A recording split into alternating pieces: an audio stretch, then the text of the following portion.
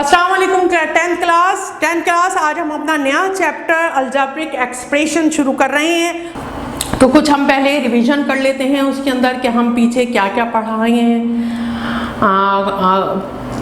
हम देखेंगे कि वेरिएबल क्या होता है, कांस्टेंट क्या होता है, लिटरल्स क्या होते हैं, एक्सपोनेंट क्या होता है, और फिर उस पर हम आएंगे। उसके बाद हम आएंगे पॉलिनोमियल्स क्या होते हैं।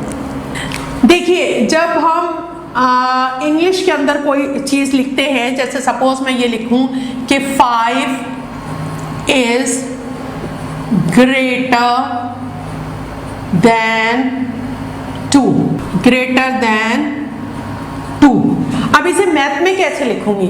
5 तो लिख लिया मैंने, ठीक है, और 2 भी मैंने लिख लिया। तो ग्रेटर देन इसे मैथ्स में कैसे रिप्रेजेंट करूंगी? तो मैथ में हम इसके लिए सिंबल यूज करते हैं ऐसे, ठीक है। तो हम ये कहते हैं 5 इज ग्रेटर देन 2, ठीक है। अच्छा, इसी तरीके से अगर सपोज हमें कुछ इस तरह क्वेश्चन दिया हुआ हो, हमें करना हो, जैसे सपोज हम ये कह रहे हैं Asfa has 5 toffees and Hifza has some, how many do they have, और how many toffees, how many toffees do they have all together? उन दोनों के पास कुल कितनी टॉफीज है।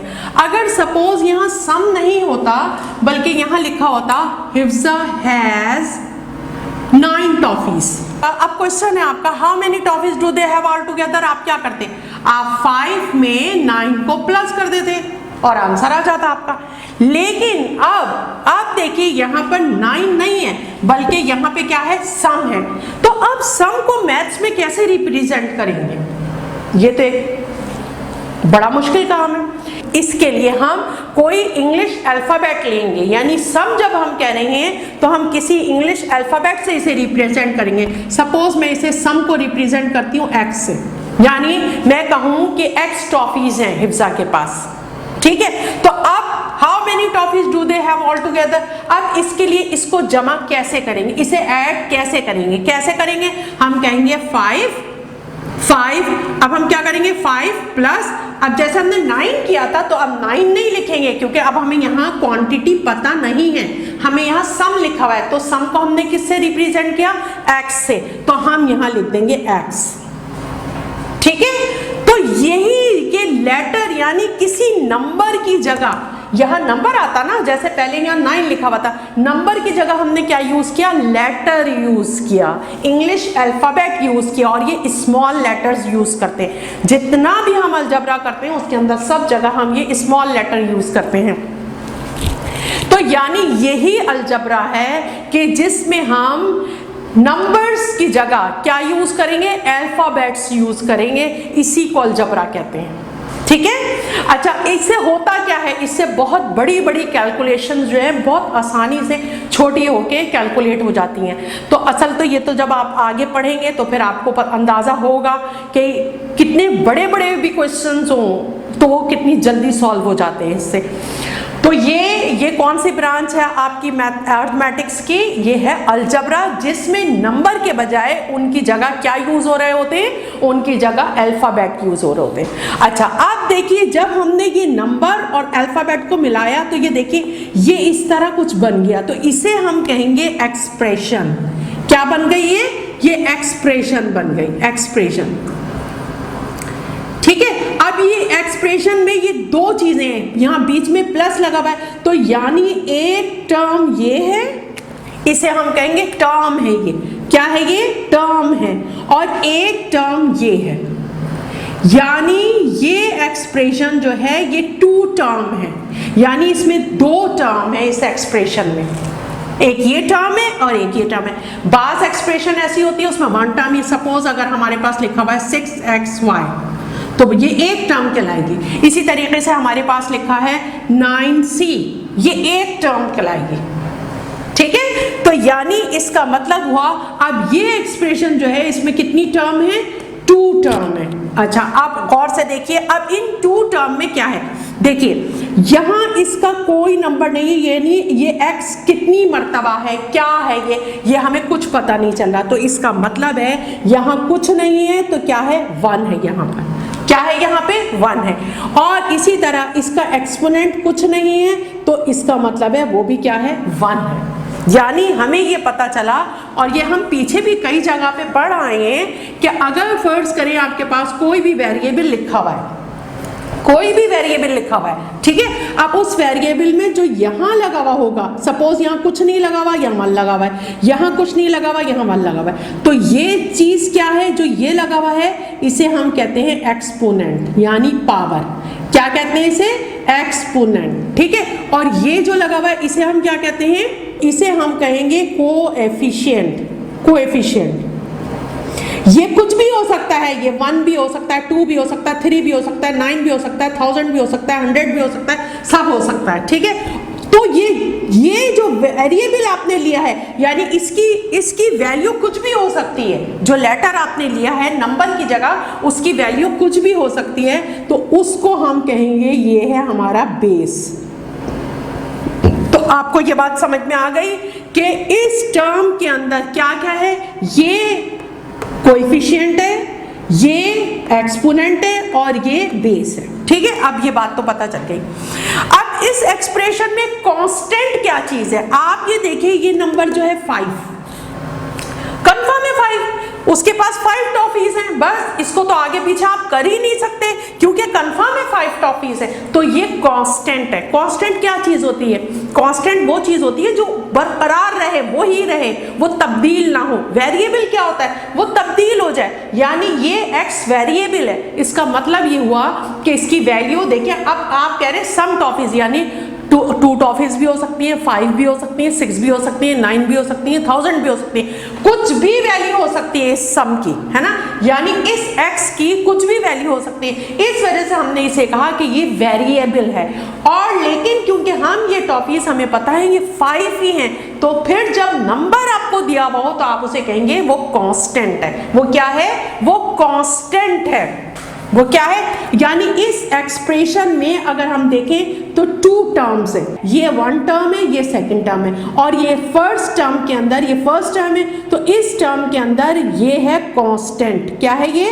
कांस्टेंट। अच्छा, यहां पर भी जो इसका कोएफिशिएंट है वो क्या है? कांस्टेंट है। लेकिन जो वेरिएबल के साथ मल्टीप्लायर लगा हुआ होता है, यानी कि मल्टीप्लाई हो रहा है, अगर यहां फर्ज करें, मैं लिख लेती हूँ 2 है यहाँ, ठीक है, मैं कह रही हूँ 2 है यहाँ पे, अगर सपोज, तो अब यानी इसका मतलब वो कोएफिशिएंट क्या है? 2 है, वो कांस्टेंट है। देखिए ये तब्दील नहीं हो सकता, ये नंबर है, ये 2 है, ये 2 ही रहेगा, तो इसका मतलब है ये कांस्टेंट है। लेकिन क्योंकि ये वेरिएबल के साथ लगा हुआ है और ये वेरिएबल का मल्टीप्लायर है, यानी ये वेरिएबल से क्या हो रहा है? मल्टीप्लाई हो रहा है, तो इसको हम कहेंगे कोएफिशिएंट। इसे हम क्या कहेंगे?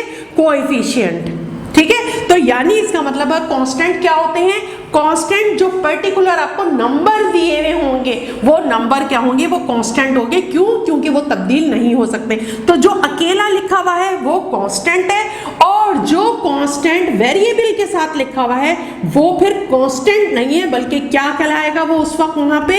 वो कहलाएगा कोएफिशिएंट। क्या कहलाएगा? कोएफिशिएंट। तो फिर आपने देख लिया कि कोएफिशिएंट किसे कहते हैं, एक्सपोनेंट किसे कहते हैं, बेस किसे कहते हैं, ये भी देख लिया आपने, ये भी देख लिया टर्म्स क्या होती हैं। इसी तरह आपने देख लिया कि कांस्टेंट क्या होता है, और आपको ये भी पता चल गया वेरिएबल क्या होता है, ठीक है। अब लिटरल्स क्या होते हैं, अब ये देख लेते हैं कि लिटरल क्या है। सपोज मैं ये कहती हूं कि एरिया का formula, area of A square, area of A square, of A square क्या होता है? स्क्वायर का फॉर्मूला ये होता है ना, साइड मल्टीप्लाई साइड।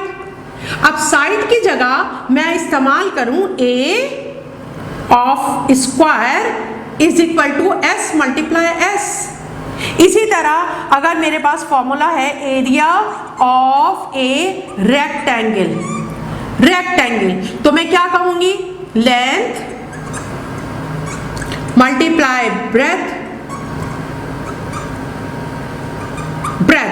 तो अब लेंथ की जगह मैं एल यूज कर रही हूं और ब्रेथ की जगह मैं बी यूज कर रही हूं, ठीक है। तो फिर ये एल बी एस, यानी हम कांस्टेंट की जगह कांस्टेंट की जगह या कोई किसी नंबर की जगह जो लेटर्स यूज करते हैं उन लेटर्स को मिला के, यानी कि चाहे वो कांस्टेंट की जगह हो चाहे वो वेरिएबल हो, हम सबको मिला के क्या कहते हैं, लिटरल्स कहते हैं। यानी बास जगह पे कांस्टेंट की जगह भी जो है वो लेटर यूज हुआ होता है। सपोज एक एग्जाम्पल है आपके पास, ax plus by plus c।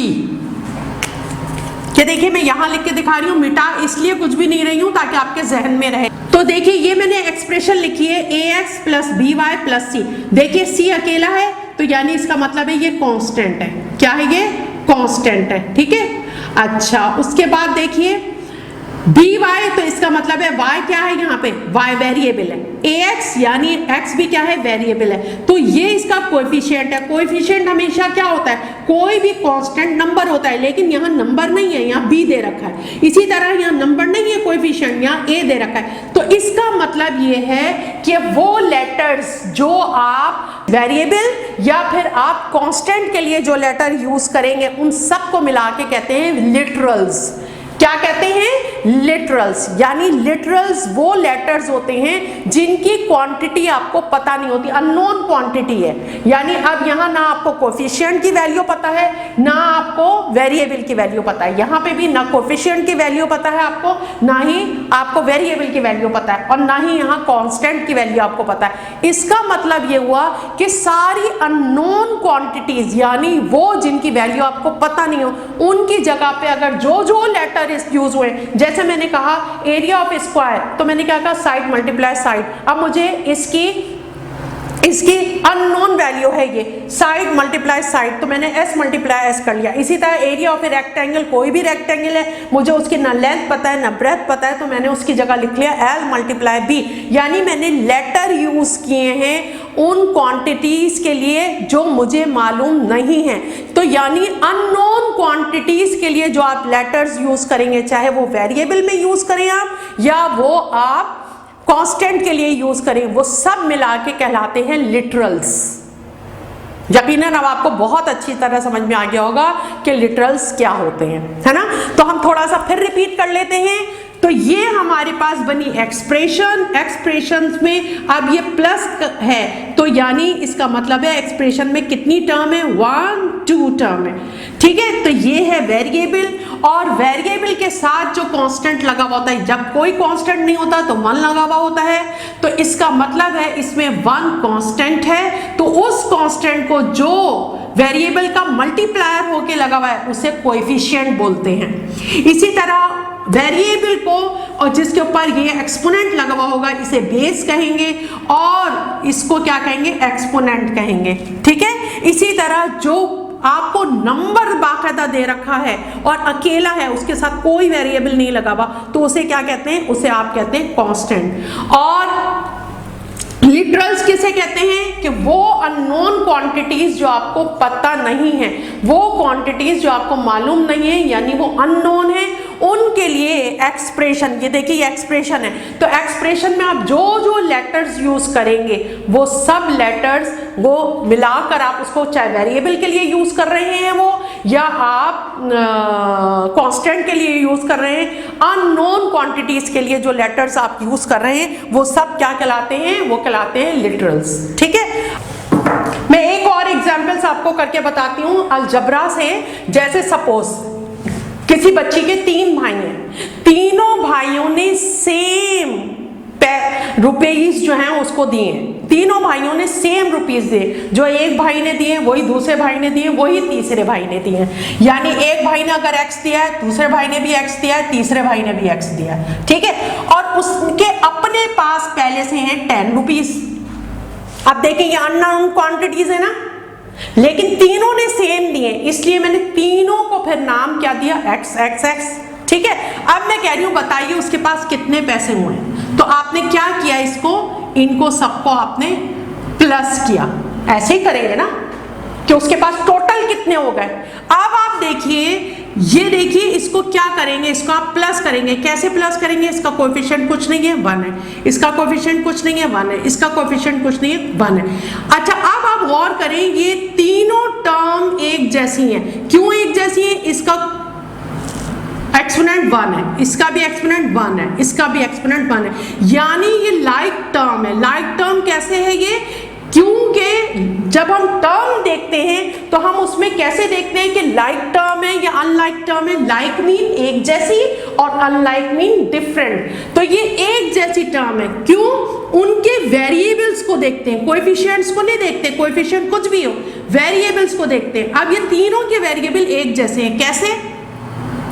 इसका एक्सपोनेंट कुछ नहीं है 1 है, इसका एक्सपोनेंट कुछ नहीं है 1 है, इसका एक्सपोनेंट कुछ नहीं, कुछ नहीं 1 है। तो इसका मतलब है जब ये तीनों वेरिएबल एक जैसे हैं तो ये लाइक टर्म्स है। और अलजेब्रा में लाइक टर्म्स प्लस भी हो सकती हैं और माइनस भी हो सकती हैं। यानी इसका मतलब है इन तीनों को जब आप प्लस करेंगे तो आपका आएगा 3x और 10 रुपीज उसके अपने पास थे, ये लीजिए, ये भी एक एक्सप्रेशन बन गई। तो अब एक्सप्रेशन कितनी तरह की होती है? एक्सप्रेशन भी 3 तरह की होती हैं। ऐसी एक्सप्रेशन को पॉलिनोमियल कहेंगे। क्या कहेंगे? पॉलिनोमियल। ये एक्सप्रेशन है पॉलिनोमियल।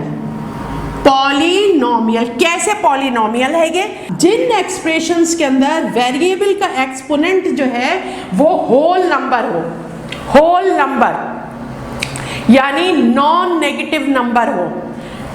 जिन एक्सप्रेशन में वेरिएबल्स का एक्सपोनेंट नॉन नेगेटिव नंबर हो। नॉन नेगेटिव कौन से होते हैं? नॉन नेगेटिव 2 तरह के होते हैं। कौन कौन से होते हैं नॉन नेगेटिव नंबर? एक आपके पास इसमें आता है पॉजिटिव इंटीजर्स, पॉजिटिव इंटीजर, और दूसरा आता है आपके पास जीरो। तो जीरो और पॉजिटिव इंटीजर, इन दोनों को मिला के आप कहते हैं नॉन नेगेटिव नंबर। तो पॉलिनोमियल क्या होती है? पॉलिनोमियल वो एक्सप्रेशन होती है कि उसमें जितने भी वेरिएबल है, जितने भी वेरिएबल है, अब देखिए इस एक्सप्रेशन में तो सिर्फ 1 वेरिएबल है ना, x। अभी मैं और वेरिएबल लिख के आपको दिखाती हूँ।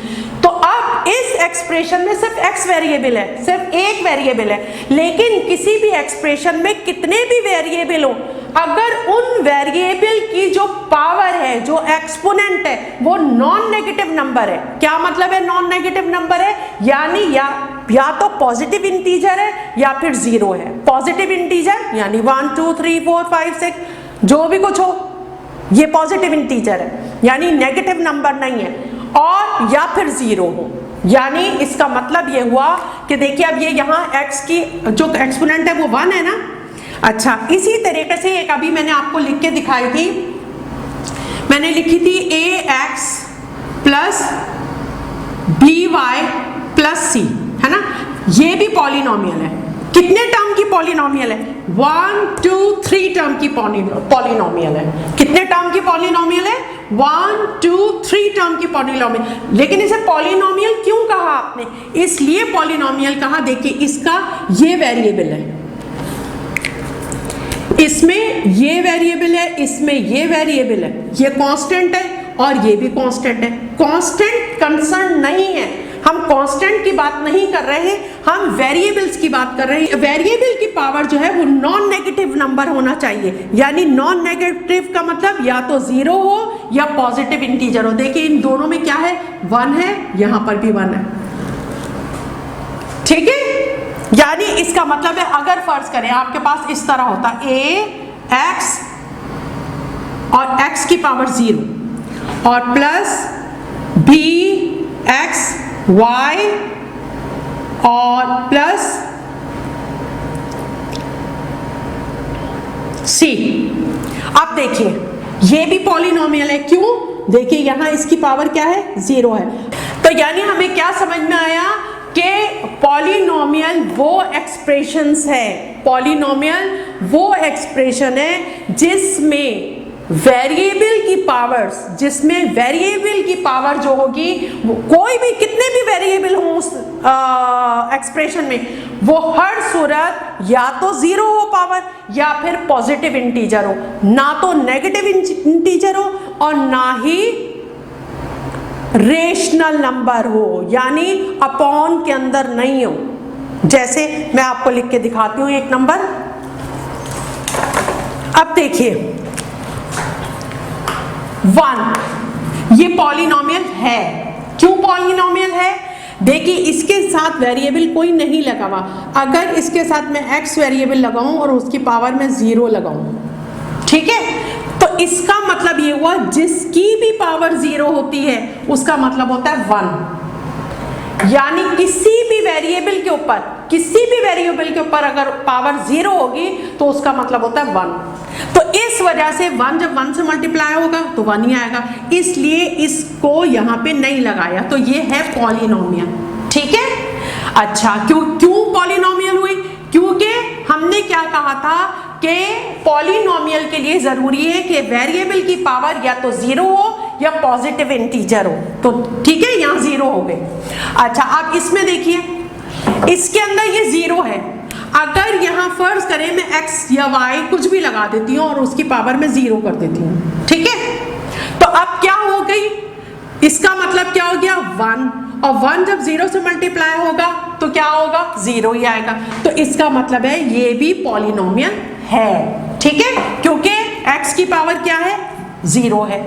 अब यहां देखिए y की पावर क्या है? 1 है ना, और तो कोई वेरिएबल नहीं है ना इसमें। तो इसका मतलब है यहां देखिए इस एक्सप्रेशन में 1 2 टर्म है, यहां 1 टर्म है, यहां भी 1 टर्म है। ये भी एक्सप्रेशंस है, इसमें 1 टर्म है, ये भी 1 टर्म है। यहां कितनी टर्म है? 1 टर्म 2 टर्म। देखिए कोई भी टर्म जो कनेक्ट होती है वो किससे कनेक्ट होती है?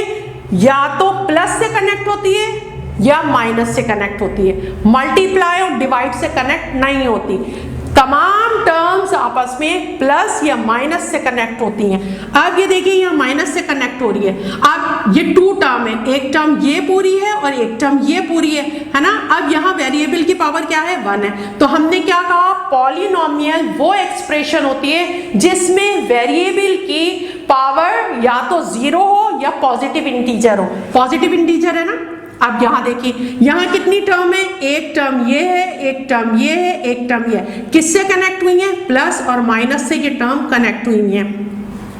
अगर इसमें आप देखें तो वेरिएबल की पावर +2 है, यहां वेरिएबल की पावर कुछ नहीं है तो 1 है, यानी +1 है। यहां वेरिएबल नहीं लगा हुआ तो इसका मतलब है x की पावर 0 है। x की पावर 0 का मतलब क्या हुआ? 1, और 1 को मल्टीप्लाई 3 से किया 3 आ जाएगा, इसलिए इसको लिखते नहीं है। यानी ये भी आपका पॉलिनोमियल है। अब आ जाइए इस पे। यहां देखिए ये 3 जो है कि अंडर रूट में है, ठीक है, ये तो छोड़ देंगे तो कोएफिशिएंट है इस टर्म का, इस पूरी टर्म का ये कोएफिशिएंट है। क्यों? क्योंकि ये इन वेरिएबल का मल्टीप्लायर है, सही है। अब यहां देखिए वेरिएबल की पावर 2 है, यहां वेरिएबल की पावर 1 है। इस पूरी एक्सप्रेशन में 2 टर्म है, एक टर्म ये है, एक टर्म ये है। यहाँ कोई वेरिएबल नहीं है तो इसका मतलब है एक्स वाई। यहाँ वेरिएबल एक्स वाई है ना, यहाँ पे भी एक्स वाई है, लेकिन उसकी पावर क्या है? 0 है। जब 0 है तो इसका मतलब हुआ 1, इसका मतलब ये हुआ 1, तो 1 टाइम इज 1 और 1 से मल्टीप्लाई होगा तो 1, तो इसलिए इसको लिखा नहीं जाता। तो इसका मतलब है ये भी क्या हुआ? ये भी पॉलिनोमियल है। क्यों? क्योंकि यहां वेरिएबल की पावर या तो 0 है या फिर पॉजिटिव इंटीजर है। अब यहां आइए, इसमें अगर आप गौर करें तो ये x जो है ये नीचे लिखा हुआ है, इसकी पावर 1 है, लेकिन जब आप इसे ऊपर लेके आएंगे यानी इस फॉर्म में लेके आएंगे तो ये ऊपर आके इसकी पावर नेगेटिव हो जाएगी, यानी कि 3 × x - 1 हो जाएगा। तो ये 1 टर्म है। अगर आप देखें तो ये पूरी क्या है? 1 टर्म है।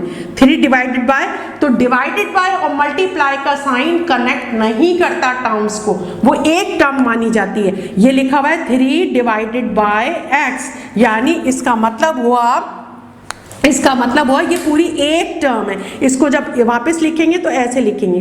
अब जब इसको x को हम न्यूमरेटर बनाएंगे तो इसका ये जो नंबर है, ये जो इसका एक्सपोनेंट है, ये नेगेटिव हो जाएगा। जब ये नेगेटिव हो गया तो इसका मतलब है ये पॉलिनोमियल यानी 3x - 1 ये पॉलिनोमियल नहीं होगा। क्यों नहीं होगा? क्योंकि पॉलिनोमियल की डेफिनेशन में हमने ये देखा है कि वो एक तो इस फॉर्म में होती है, ठीक है, वो रेशनल फॉर्म में नहीं होती, यानी अपॉन में नहीं होती पॉलिनोमियल। तो इसका मतलब ये हुआ कि जब इसे हम रेशनल से खत्म करेंगे, जब इसे हम, तो अगर हम इसे ऊपर लेके आएंगे तो ये नेगेटिव में चला जाएगा। तो हमने ये देखा कि पॉलिनोमियल में वेरिएबल की पावर जो होती है वो या तो 0 होती है या पॉजिटिव इंटीजर होती है। यहाँ नेगेटिव इंटीजर हो गए, लिहाजा ये पॉलिनोमियल नहीं होगी, ये पॉलिनोमियल नहीं होगी, ये भी पॉलिनोमियल नहीं होगी। क्यों नहीं होगी?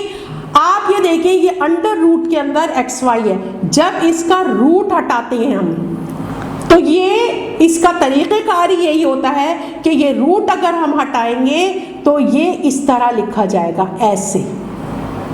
रूट का मतलब हुआ 1/2, तो यानी इसका मतलब हुआ x माइनस वाई की एक्सपोनेंट क्या हो गया? रेशनल नंबर हो गया, यानी 1/2 न्यूमरेटर डिनोमिनेटर। तो हमने क्या कहा? हमने ये कहा कि रेशनल नंबर नहीं होता। क्या? वेरिएबल की पावर रेशनल नंबर नहीं होती पॉलिनोमियल में, तो यहाँ तो हो रही है। तो इस वजह से ये एक्सप्रेशन, ये वन टर्म है, सिर्फ वन टर्म है ये। तो ये एक्सप्रेशन क्यों वन टर्म है? क्योंकि 6 मल्टीप्लाई हो रहा है इस अंडर रूट से, इसलिए इसे सिर्फ वन टर्म कहेंगे। तो ये पॉलिनोमियल नहीं है। क्यों नहीं है? जब हम अंडर रूट हटाते हैं तो ये कंडीशन आएगी, और तो इसका मतलब है वेरिएबल की पावर अपॉन में चली जाएगी, यानी रेशनल नंबर हो जाएगा। इस वजह से ये पॉलिनोमियल नहीं होगी। इसको आप देखिए, इस एक्सप्रेशन में 2 टर्म है, एक टर्म ये है, एक टर्म ये है ना।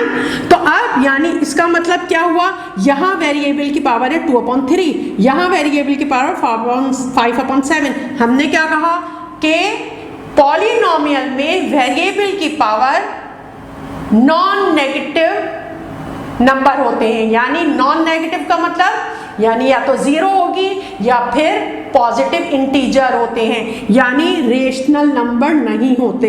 तो इसका मतलब है ये एक्सप्रेशन भी पॉलिनोमियल नहीं होगी। ये एक्सप्रेशन वन टर्म है सिर्फ, ये भी पॉलिनोमियल क्यों नहीं होगी? ये अपॉन में है। अगर आप इसे इस कंडीशन में लाने के लिए, इस कंडीशन में लाने के लिए इसको ऊपर लेके जाएंगे तो ये हो जाएगी x माइनस 1, तो ये तो नेगेटिव नंबर हो गया। पॉलिनोमियल में वेरिएबल का एक्सपोनेंट नेगेटिव नंबर नहीं होता, इसलिए ये भी पॉलिनोमियल नहीं होगा। आ गई आपको बात समझ में कि फिर पॉलिनोमियल क्या होता है? यानी पॉलिनोमियल वो एक्सप्रेशन होती है, चाहे वो 1 टर्म की हो, चाहे वो 2 टर्म की हो, 3 टर्म की हो, 4 टर्म की हो, 5 टर्म की हो, कितनी भी टर्म की एक्सप्रेशन हो, उसमें सब में वेरिएबल्स की पावर जो होती है वो या तो 0 होगी या फिर पॉजिटिव इंटीजर होगी, बस रेशनल नंबर नहीं होते। इसी तरह जो कांस्टेंट होते हैं, जैसे हमने देखा ये कांस्टेंट है, ये भी कांस्टेंट है, तो इसका मतलब है ये पॉलिनोमियल है। क्यों पॉलिनोमियल है? इसकी अभी मैंने रीजन बता दी। अच्छा, अब वो पॉलिनोमियल जो सिर्फ एक टर्म होती है वो पॉलिनोमियल कहलाती है मोनोमियल। क्या कहलाती है? मोनोमियल। वो यानी ये मोनोमियल है, ये भी मोनोमियल है, ठीक है। अच्छा, वो एक्सप्रेशन, वो पॉलिनोमियल जो 2 टर्म होती है वो क्या कहलाती है? बायनोमियल। क्या कहलाती है? बायनोमियल।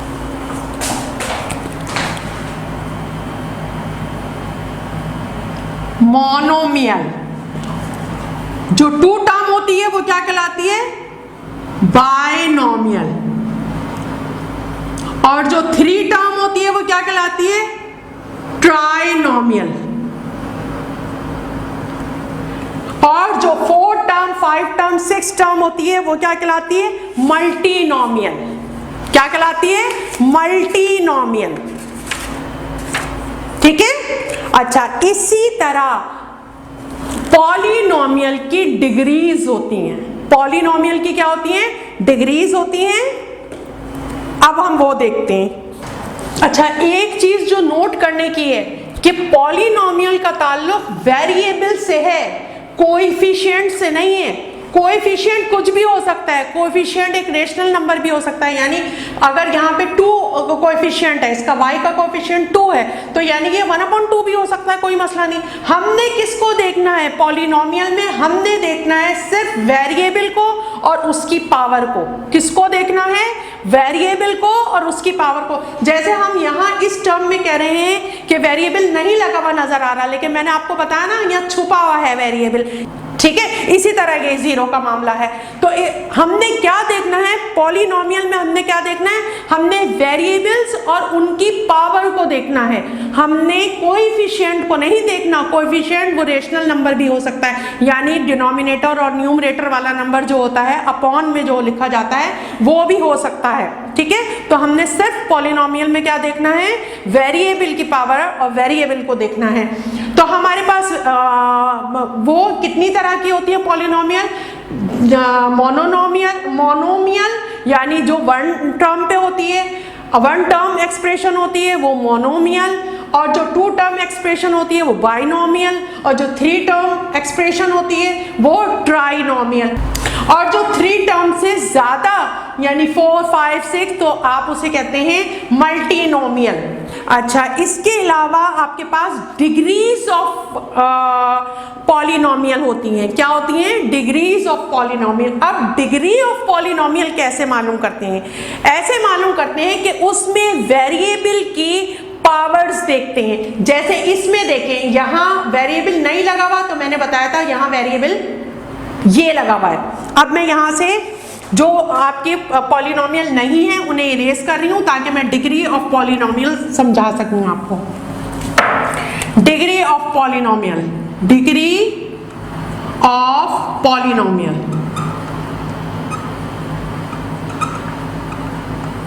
ठीक है।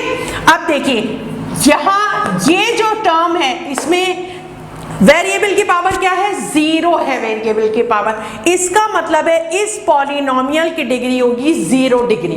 क्या डिग्री होगी? 0 डिग्री। अच्छा, अगर कोई कॉन्स्ट 0 है, अगर 0 है तो यहाँ 0 की कोई डिग्री नहीं होगी। क्यों डिग्री नहीं होगी? क्योंकि इसकी कोई नॉन जीरो टर्म नहीं है। नॉन जीरो का मतलब अगर यहाँ देखें, जैसे यहाँ 1 है तो ये नॉन जीरो है ना, जीरो तो नहीं है, ये नॉन जीरो है। तो ये क्योंकि इसकी ये जो है ये नॉन जीरो नहीं है, ये जीरो है, तो इसके साथ जो भी वेरिएबल जो भी डिग्री का लगेगा वो इससे जीरो हो जाएगा। तो इसलिए इसकी कोई जीरो पॉलिनोमियल की, ये पॉलिनोमियल तो है लेकिन इसकी कोई डिग्री नहीं होगी। अच्छा, अब इसमें देखिए इसकी डिग्री क्या है? y का एक्सपोनेंट क्या है? 1 है। तो यानी इसकी डिग्री देखिए, और तो कोई नहीं है ना यहाँ पे। इसकी डिग्री क्या है? इसकी डिग्री है 1। इसकी डिग्री क्या है? इसकी डिग्री है 1। तो 1 जिन पॉलिनोमियल की डिग्री होती है, 1 जिन पॉलिनोमियल की डिग्री होती है वो कहलाती हैं linear polynomial. Linear polynomial, linear polynomial जिसकी 1 डिग्री होती है। अच्छा, अब इसे देखें। अब अगर गौर करें, इसके साथ कोई वेरिएबल नहीं लगा तो इसका मतलब है इसका वेरिएबल ये है, ठीक है। इसका वेरिएबल क्या है? ये है। क्यों? क्योंकि इसका मतलब हुआ 1 3 से जब मल्टीप्लाई होगा तो 3 आ जाएगा। अब इसको जब हम असेंडिंग ऑर्डर में करेंगे तो ये 3x की power 0 plus 2x1 0 1 plus x square, ठीक है। तो हमेशा डिग्री किस में लेते हैं? डिग्री हाईएस्ट पे लेते हैं, यानी वो जितने भी वेरिएबल हैं उसमें हाईएस्ट डिग्री जो है वो ली जाएगी। यानी ये पूरी टर्म जो है इसकी डिग्री 2 है, इसकी डिग्री 2 है। और 2 को हम कहते हैं क्वाड्रेटिक पॉलिनोमियल। क्या कहते हैं इसे? Quadratic polynomial. Quadratic polynomial, quadratic polynomial, polynomial, ठीक है। अब इसे देखिए, इसकी डिग्री क्या होगी? कैसे मालूम करेंगे इसकी डिग्री? देखिए ये 2 टर्म्स हैं, ये 2 टर्म है ना। एक पूरी ये टर्म है और एक ये टर्म है। कुछ नहीं है तो यानी इसके पास xy है ना। जब ये 1 होगा तो ये 1 से मल्टीप्लाई होगा तो 1 आएगा सिर्फ। अब इसे अगर आप ऑर्डर में करें तो क्या हो जाएगा 1, ठीक है, और फिर उसके बाद क्या हो जाएगा प्लस, इसके साइन कुछ नहीं है तो प्लस है √3 x स्क्वायर 5/1।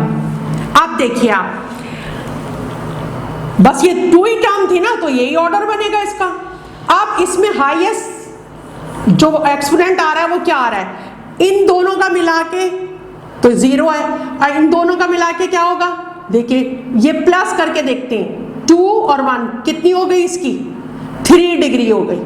कितनी डिग्री हो गई, 3 डिग्री हो गई, यानी ये कहलाएगी polynomial cubic polynomial, cubic polynomial. Highest variable की हाईएस्ट पावर देखेंगे, और अगर वो इस तरह कई वेरिएबल एक साथ इस तरह मल्टीप्लाई होके लगे हुए तो उन्हें प्लस करके चेक करेंगे, जैसे अभी मैंने करके दिखाया आपको। तो हाईएस्ट जो होगा उससे उस पॉलिनोमियल की डिग्री निकलेगी।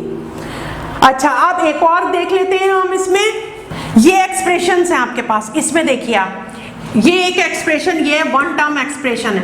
आप ये देखिए यहाँ इसकी पावर क्या है, 4 है, तो यानी इसका मतलब है इसकी डिग्री होगी 4, डिग्री होगी इसकी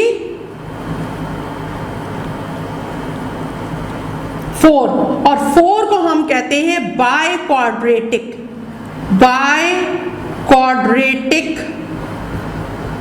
पॉलिनोमियल।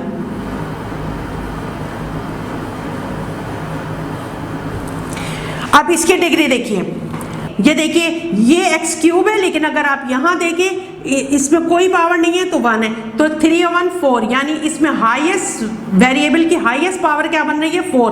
तो इसका मतलब है ये बाय क्वाड्रेटिक है, बाय क्वाड्रेटिक, यानी इसकी डिग्री क्या है, बाय क्वाड्रेटिक किसे कहते हैं, 4 को, डिग्री 4 को बाय क्वाड्रेटिक पॉलिनोमियल है। इसी तरह इसमें देखिए x4 है, लेकिन आप इसमें देखें ये भी 3 और 1 4, 3 और 1 4 और 4, यानी हाईएस्ट क्या बन रही है 4, तो इसका मतलब है ये भी क्या है, बाय क्वाड्रेटिक है। किसी एक को देखते हैं, लेकिन हमने यहां चेक यूं किया है कि शायद किसी में ज्यादा आ रही हो, क्वाड्रेटिक, बाय क्वाड्रेटिक है। इसमें देखिए आप ये देखिए यहां क्या बन रही है, ये कुछ नहीं है तो 1 है, ये कुछ नहीं है तो 1 है, 2 3 4, यानी इस टर्म की डिग्री बन रही है 4, इस टर्म की 2 1 2, इस टर्म की 1 2, इस टर्म की 1 2। इसका मतलब ये हुआ ये कांस्टेंट है, यानी इसके साथ अगर वेरिएबल भी होगा तो उसकी 0 होगा उसका पावर, यानी इसमें हाईएस्ट इस टर्म की बन रही है 4, तो इसका मतलब है ये भी बाय क्वाड्रेटिक है, बाय क्वाड्रेटिक, यानी इसकी डिग्री भी क्या है 4 है, इसकी डिग्री भी क्या है 4 है। यानी इसका मतलब ये हुआ कि हमारे पास डिग्री ऑफ पॉलिनोमियल कौन कौन सी है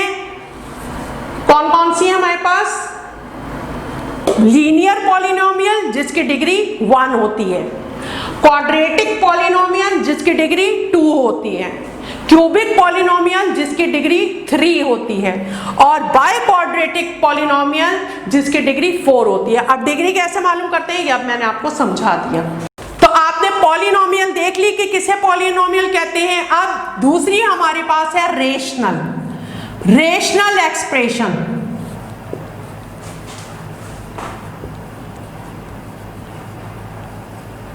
रेशनल एक्सप्रेशन कौन सी होती है, यानी उसमें जो टर्म्स हैं, तो वेरिएबल की टर्म भी जो होगी वो, जिसमें वेरिएबल होगा तो वेरिएबल रेशनल में भी हो सकता है। जैसे एग्जांपल है आपके पास कि देखिए, यानी वो तमाम एक्सप्रेशन जो P/Q, आपको पता है P/Q कौन से नंबर होते हैं, रेशनल नंबर, यानी फ्रैक्शनल नंबर, जिसे आप यहाँ पे न्यूमरेटर है ये डिनोमिनेटर है, यानी वो एक्सप्रेशन जो रेशनल फॉर्म में लिखी जा सके तो वो क्या होती हैं, वो रेशनल एक्सप्रेशन होती हैं। तो आपकी तमाम पॉलिनोमियल्स जो होती हैं वो रेशनल भी होती हैं। क्यों रेशनल होती हैं? उनका अगर आप देखें तो हम ये जानते हैं कि अगर आपके पास 3 है तो यानी इसका डिनोमिनेटर हर हाल में 1 होगा। सपोज आपके पास लिखा हुआ है 3x², तो इसका मतलब है इसके नीचे कुछ नहीं है तो 1 है। पता है ना ये बात तो आप लोगों को। यानी जो भी हमारे पास नेचुरल नंबर्स हैं तो उनके नीचे अगर कोई उनका डिनोमिनेटर नहीं होता है तो क्या होता है? 1 होता है। इसका मतलब है जो हमारी पॉलिनोमियल्स हैं वो रेशनल हो सकती हैं। सारी पॉलिनोमियल्स रेशनल भी हो सकती हैं, लेकिन सारी रेशनल जो हैं वो पॉलिनोमियल नहीं हो सकती। तमाम रेशनल एक्सप्रेशन जो हैं वो पॉलिनोमियल नहीं हो सकती। पॉलिनोमियल रेशनल हो सकती है। वो कैसे हो सकती है? अभी ये मैंने बात आपको बताई, लेकिन रेशनल पॉलिनोमियल नहीं हो सकती। तो जितनी एक्सप्रेशंस, जो भी expression in the form of rational number लिखा जा सके, जैसे इन द फॉर्म ऑफ जैसे P/Q, तो वो तमाम होती है रेशनल। और इर्रेशनल कौन सी होती हैं? अब इर्रेशनल नंबर कौन से होते हैं? हम पीछे पढ़ आए हैं छोटी क्लासेस के अंदर कि इर्रेशनल नंबर वो नंबर होते हैं जो नॉन टर्मिनेटिंग होते हैं और नॉन रिकरिंग होते हैं। क्या मतलब नॉन टर्मिनेटिंग और नॉन रिकरिंग? यानी इसका मतलब ये हुआ कि ना तो वो टर्मिनेट होते हैं पूरे, यानी जैसे सपोज मैं एक नंबर लिख रही हूँ 25, इसको 5 से मैं डिवाइड कर रही हूँ तो 5 टाइम इज 25। ये लीजिए ये क्या हो गया? पूरा टर्मिनेट हो गया ना। यानी इसका मतलब है वो तमाम नंबर जो नॉन टर्मिनेटिंग होते हैं, यानी टर्मिनेट नहीं होते, वो चलते ही रहते हैं, और नॉन रिकरिंग होते हैं। नॉन रिकरिंग क्या होते हैं? यानी बार बार रिपीट वही नंबर नहीं हो रहे। हम 8 में ये बात कर आए हैं। जैसे सपोज मैं अभी आपको बताती हूँ, जैसे सपोज आप किसी भी नंबर को डिवाइड कर रहे हैं और उसमें आ रहा है 0.66346634। अब देखें रिकरिंग हो रहा है ना, यानी यही नंबर दोबारा रिपीट हो रहे हैं। तो यानी इर्रेशनल नंबर कौन से होते हैं कि ना तो वो रिकरिंग हो और ना ही वो टर्मिनेटिंग हो, यानी नॉन टर्मिनेटिंग नॉन रिकरिंग, वो तमाम होते हैं रेशनल नंबर। इसी तरह वो एक्सप्रेशंस जो नॉन टर्मिनेटिंग और नॉन रिकरिंग होंगी वो कहलाएंगी, वो होंगी इर्रेशनल एक्सप्रेशन। मैं एग्जाम्पल लिख के दिखाती हूँ आपको इर्रेशनल की। ये देखिए ये है इर्रेशनल। क्यों इर्रेशनल है? ये देखिए सपोज ये x कोई भी नंबर है, जैसे सपोज मैं कह रही हूँ x3 है, इसकी जगह वैल्यू में 3 ले रही हूँ। अब देखिए ये आपका परफेक्ट स्क्वायर नहीं है ना। इसी तरह यानी अगर फर्ज करें ये लिखा हुआ है, ये है, ठीक है, तो ये परफेक्ट स्क्वायर नहीं है। अगर यहाँ स्क्वायर होता फिर ये इर्रेशनल नहीं होता। क्यों? क्योंकि ये x बाहर आ सकता था। तो यहाँ लेकिन ये क्या है? ये परफेक्ट स्क्वायर नहीं है। इसी तरह इसमें देखिए z तो है लेकिन y नहीं है, और ये दोनों जुड़े हुए हैं आपस में, है ना, मल्टीप्लाई हो रहे हैं। तो ये पूरी एक टर्म है, लेकिन वही बात हो रही है इसमें क्या कि ये परफेक्ट स्क्वायर नहीं है। और इसमें भी अगर आप देखिए तो ये भी परफेक्ट स्क्वायर नहीं है। तो इस वजह से कि ये परफेक्ट स्क्वायर नहीं है, यानी तो जब आप इसे डिवाइड करेंगे तो इसका मतलब है क्या होगा? नॉन टर्मिनेटिंग और नॉन रिकरिंग होंगे ये। तो इस वजह से इस टाइप की जो होंगी वो सब क्या हैं आपके पास? वो कहेंगे इर्रेशनल एक्सप्रेशन। अब आपकी यहाँ एक्सरसाइज है 10th क्लास, एक्सरसाइज 4.1। इसके अंदर पहला क्वेश्चन है आपका separate polynomials rational and irrational expression in the following. दूसरा है separate polynomials and non polynomials. Non polynomials यानी वो जो पॉलिनोमियल्स नहीं हैं। इन केस ऑफ पॉलिनोमियल्स, अगर पॉलिनोमियल है तो also right the number of variable. तो उसमें कितने वेरिएबल इस्तेमाल हुए हैं वो भी आपने लिखने हैं। उसके बाद तीसरा क्वेश्चन आपका find the types of the polynomial with respect to their terms, यानी with respect to their terms. तो टर्म कितनी है? जैसे एक टर्म है तो मोनोमियल, 2 टर्म एक्सप्रेशन है तो बाइनोमियल, इस तरह। तो ये आपने बताना है कि find the type of the polynomial, के कौन सी टाइप है, ठीक है। उसके बाद 4th क्वेश्चन है find the degree of the polynomial following polynomial. अब डिग्री आपको बतानी है, ठीक है। तो ये आपने पूरा करना है। अस्सलाम वालेकुम।